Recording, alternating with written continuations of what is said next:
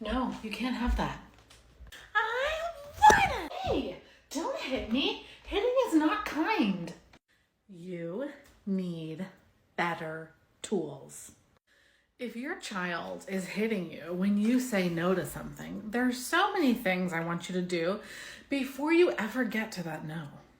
Look, we already know that your child is working on tolerating frustration, which means it's your job to help them develop the skills to tolerate that. So the first thing that I want to do is really think about developing the pro-social. What is the pro-social? The pro-social is just helping your child know what to do with that emotion, that feeling, that frustration when it does show up. You do this through modeling. So when things are hard, you model disappointment, you model frustration. If your child wants something and they can't have it, you do it by saying something like, oh, let's go check if the Amazon order has come. You open the mailbox, you look, no Amazon order.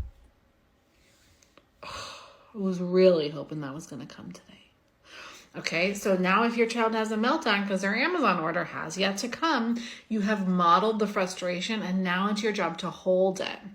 Okay, this is how you start to teach your child what to do instead of hitting when they have to accept a negative to something, like you can't do that, you can't have that. Now, number 2, and this is huge, I wouldn't use the word no. You can hold just as strong of a rule or boundary or practice without this word. The concept of not does not actually develop until between 2.5 and 3.5. And I know that you're going to tell me that my child totally understands no, and like I say, don't do that, and they stop doing it. They probably understand the tone with which you're communicating.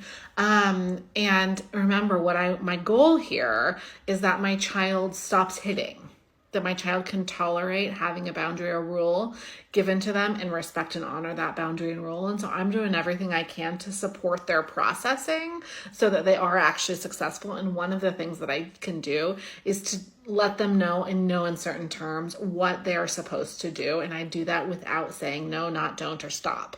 So if your child is running on the sidewalk, I'm going to say up, walking feet. If they are asking for ice cream and you're not going to have ice cream until after dinner, I'm going to say up, first dinner, then ice cream. Right now you can have a strawberry or an apple. Okay, so I'm letting them know exactly what to do instead. And finally, if I have made a rule or set a boundary or given a direction and my child loses it, I'm going to hold the upset because it's okay to be upset. That's fine.